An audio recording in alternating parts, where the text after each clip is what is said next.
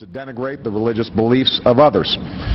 But there is absolutely no justification to this type of senseless violence. None. Let me state very clearly, and I hope it is obvious, that the United States government had absolutely nothing to do with this video. We absolutely reject its content and message. America's commitment to religious tolerance goes back to the very beginning of our nation. Joining me now with reaction, former Alaska Governor Sarah Palin. So let me get this straight. Taxpayer money for that ad in Pakistan.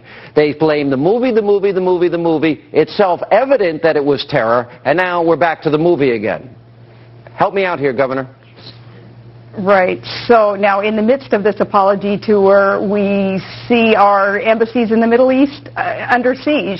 So how is that U.S. apology tour working out for you, Mr. President? Look, if our fearless leaders insist on waving the white flag like this, then they need to bring our troops home from the Middle East. No more blood, no more U.S. treasure spent, not one drop, if those in control of our troops' lives and our tax dollars going into things like this are going to capitulate, apologize for a First Amendment right of ours, freedom of speech, that our troops are over there fighting for. Sean, our commander-in-chief, is contradicting what we believe our troops' mission is, and that is to protect freedom. It's to protect freedom, but think about this. This lie that they told, they're protecting the perpetrators of terror, the murderers of Americans. Help me out. Is it Al-Qaeda they're protecting, too, in the process? Because why? They don't want to admit that, saying they stopped torture worked and the apology tour didn't work? What is the thinking behind this? Well, certainly he is succeeding in weakening America when it comes to these foreign policies that he is adopting. It's the antithesis of Reagan's peace through strength. And I believe that other countries are looking at America today as this paper tiger, that we're not going to follow through on threats or sanctions or those things that we need to do in order to be that beacon of hope and bright light that other countries could look to America and wish to emulate those practices of ours to help create a safer, more peaceful world. Have you ever seen a more disorganized and dishonest administration than what you're seeing today when it comes to these convoluted messages, these mixed up messages of theirs as they try to convince the public many different sides of this story? The Libyan president told us this was premeditated, contradicting all the spin they were giving us. We were told we had 3 days' notice. This happened on the anniversary of 9/11, and then we discover that we didn't beef up security. Now, thank God, Univision finally asked the question tonight. He dodged it. He didn't give an answer. But why wouldn't the president have beefed up security here? So in the process, do you think this was premeditated lying by the president to cover up their bad policies?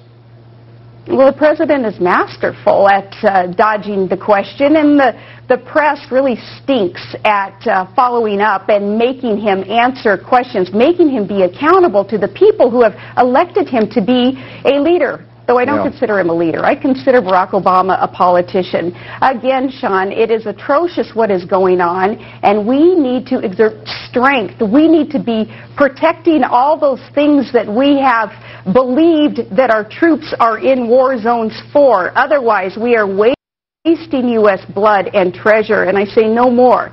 All right. Here's what's driving me crazy as well, because all the pandering, it's interesting, this all happened in Cairo with I Stop Torture. He's accused our brave men and women, this is back in 2009, of torturing, which is not true.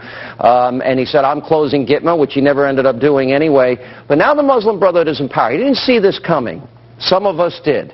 And he pushes Mubarak out of the way. Here's the Muslim Brotherhood. This is their motto. And President Morsi was the head of it. Allah our objective, the Prophet our leader, the Quran our law, jihad our way, dying in the way of Allah is our highest hope. Do you think one taxpayer dime should go to the Muslim Brotherhood, go to Egypt, go to Morsi, who was called the Israelis vampires? Well, no, not unless the Egyptian government changes its tune and says no, that they will not support those tenets of the Muslim Brotherhood's beliefs that would stymie freedom and seek to harm the U.S. Remember, we were told, Sean, when Mubarak was being ousted, and I had said, and you had said, well, it looks like he's out the door, but we asked who would the replacement be. When we were threatened with this Muslim Brotherhood being the replacement, we were told that they were harmless and that they would seek to be allies of the U.S. We're finding that that is not the truth. All right, Governor, it looks like Vegas behind you. Good luck if you're playing. I like to play blackjack once in a while. Good luck out there.